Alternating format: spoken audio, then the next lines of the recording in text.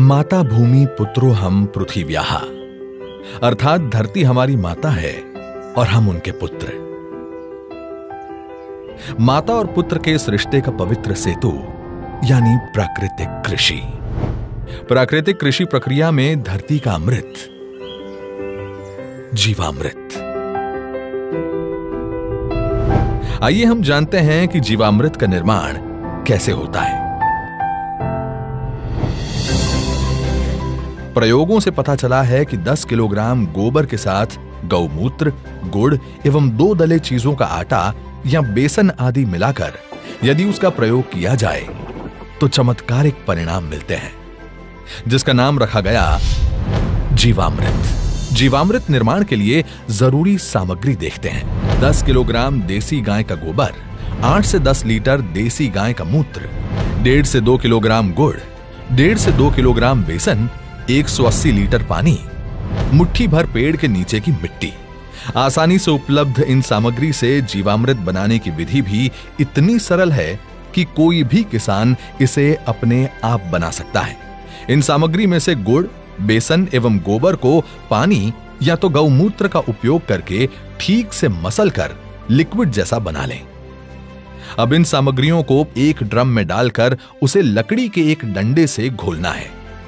ठीक से घोलने के बाद जीवामृत बनने के लिए 2 से 3 दिन तक छाया में रख देना है। प्रतिदिन सुबह और शाम घड़ी की सुई की दिशा में लकड़ी के डंडे से 2 मिनट तक इसे घोलना है और जीवामृत को बोरे से ढक देना है।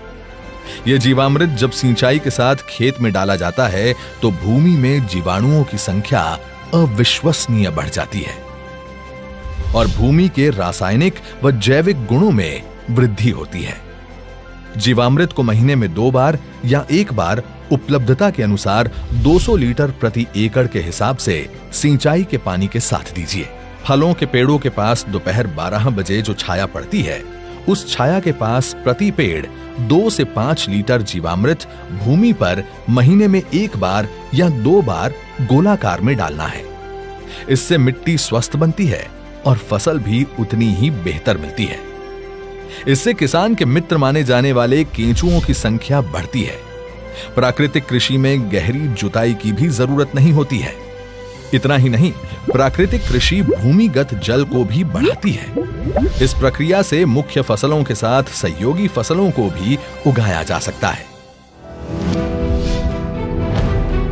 घन जीवामृत जीवामृत का ही सूखा हुआ स्वरूप है, जिसे फसल बोने से पहले जमीन में मिलाया जाता है। धूप में सुखाए गए 200 किलोग्राम गोबर में ताजा बना 20 लीटर जीवामृत मिलाकर 2 दिन छाया में रखते हैं। इसे एक बार फिर धूप में सुखाकर तथा डंडे से पीसकर महीन बना दिया जाता है। यही घन जीवामृत है, जिसे 1 एकड़ के लिए प्रयोग कर सकते हैं। प्राकृतिक खेती का एक आवश्यक आदान बीजामृत है। बीजामृत जहां बीज को बीज जनित रोगों से बचाता है, वहीं इसकी अंकुरण क्षमता को अद्भुत रूप से बढ़ाता है। देसी गाय के 5 किलोग्राम गोबर, 5 लीटर गौमूत्र, 50 ग्राम बुझा हुआ चूना और थोड़ी सी मिट्टी को 20 लीटर पानी में मिलाकर बीजामृत बनता है। एक रात रखने के बाद इसमें 100 किलोग्राम बीज का संस्कार किया जाता है। इसके 1 दिन बाद संस्कारित बीज बुआई के लिए तैयार हो जाता है। आच्छादन प्राकृतिक खेती का एक महत्वपूर्ण नियम है। खेती वाली सारी भूमि को फसल अवशेष से या छोटी अवधि की अंतर फसलों से पूरा ढक दिया जाता है। आच्छादन भूमि में नमी बनाए रखता है तथा वातावरण से नमी को खींचकर खेती हेतु पानी की खपत को भी अद्भुत रूप से घटाता है। जीवाणुओं एवं केंचुओं की गतिविधियों को बढ़ाता है, खरपतवार को नियंत्रित करता है तथा अंत में विघटित होकर जमीन से कार्बन उत्सर्जन को रोककर भूमि के जैविक कार्बन क्षमता को बढ़ाता है। इस कृषि विधि में वापसा निर्माण भी एक महत्वपूर्ण प्रक्रिया है, जिसमें भूमि में हवा और नमी का बराबर संतुलन बनाया रखा जाता है। प्राकृतिक कृषि विधि केवल भूमि की उत्पादन क्षमता को ही नहीं बढ़ाती है, बल्कि ये कीट एवं बीमारियों के रोकथाम के लिए भी एक प्रभावी विकल्प देती है। फसलों पर कीट पतंगों की रोकथाम के लिए स्थानीय वनस्पति पर आधारित सस्ता तथा किसान के खेत में ही बनने वाला आदान है अग्नि अस्त्र। 5 किलोग्राम नीम या अन्य स्थानीय पौधा जिसे गाय नहीं खाती के पत्ते, 20 लीटर देसी गाय का मूत्र, 500 ग्राम तंबाकू पाउडर, 500 ग्राम हरी मिर्च तथा 50 ग्राम लहसुन के पेस्ट को मिलाकर धीमी आंच में उबालकर 48 घंटे के लिए रखा जाता है। सुबह शाम 2-2 मिनट के लिए घोलें। इस घोल को 6 लीटर प्रति 200 लीटर पानी में मिलाकर 1 एकड़ में छिड़काव करते हैं। नीमास्त्र, ब्रह्मास्त्र, दशपर्णी अर्क इत्यादि भी कीट पतंगों की रोकथाम के लिए उपयोग में लाए जाते हैं। इसी तरह खट्टी लस्सी, कंडी, सौठास्त्र इत्यादि प्रभावी रूप से विभिन्न बीमारियों के निवारण के लिए प्रयोग में लाए जाते हैं। प्राकृतिक कृषि से देश में नई ऊर्जा का संचार हो रहा है। हमारे पद्म पुरस्कार विजेता सुभाष जी करके हैं महाराष्ट्र के, उन्होंने जीरो बजट खेती का एक विचार विकसित किया है। ये वो प्राकृतिक खेती वाला विषय है।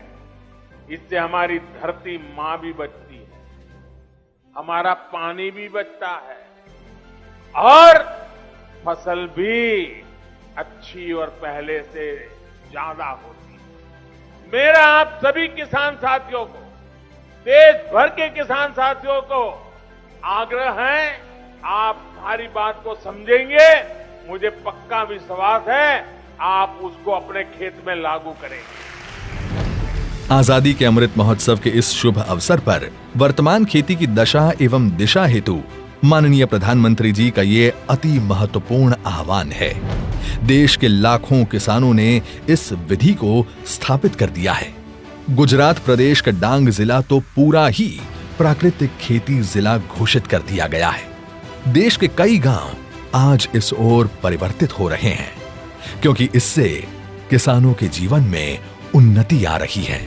मेरा नाम सत्या है। मेरे 150 पौधा हैं जिसमें मैं प्राकृतिक खेती की अब स्प्रे कर रही हूँ। अगर जहरीली स्प्रे हम दुकानों से खरीद के करते थे तो उससे हमारे खर्चा ज़्यादा आता था, पैसा भी ज़्यादा लगता था, और इसमें हमारे को खर्चा भी कम है और फल भी अच्छा बन रहा है, जिसके लिए हमें यूरिया डालने की कोई ज़रूरत नहीं है अभी इसमें।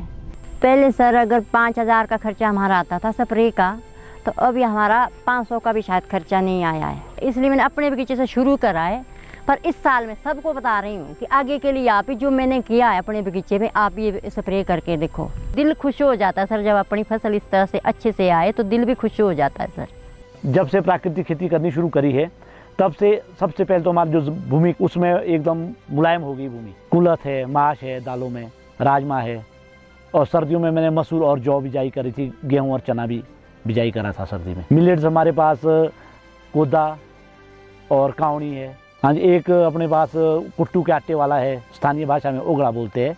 एंटीऑक्सीडेंट सबसे ज़्यादा इसमें है। ये धान हमारे पास 2 वैरायटी का है, ये लाल वाला चावल है और ये आगे वाला जो है सफ़ेद चावल है। इसकी खासियत ये है कि ये बिना सिंचाई की होता है। ये सर जी, मेरा नाम फूल कुमार, गांव बहनी मातो, तहसील महम, जिला रोहतक।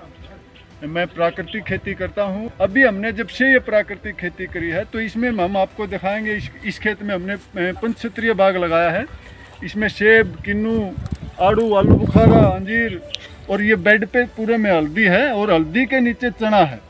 इससे हमारी केवल इंटरक्रॉप की जो इनकम है वो करीब 1 साल में 1.5 से 2.5 લાખ તક मतलब आ जाती। कोविड જેવી મહામારીની પરિસ્થિતિમાં લોકોને એક સમજ આવી કે જો આપણો ખોરાકમાં શુદ્ધિકરણ હશે તો જ આપણે બચી શકાશે। તો હવે એ લોકો સમજવા માંડ્યા છે, લોકો ઉપભોક્તા સમજવા માંડ્યા છે કે આપણે પ્રાકૃતિક ખોરાક ખાવો છે, તો ત્યાં આપણે ભાવ પણ મળે છે। तो हमारा पैसा भी बचा और टाइम भी बच रहा है, और हमारी जो है खेती का, हमारी धरती माँ का स्वास्थ्य भी अच्छा हो रहा है, और उसके साथ साथ हमारा भी स्वास्थ्य अच्छा हो रहा है। यही तो है आत्मनिर्भर किसान, जो ला रहे हैं गांव-गांव में समृद्धि और बना रहे हैं आत्मनिर्भर भारत।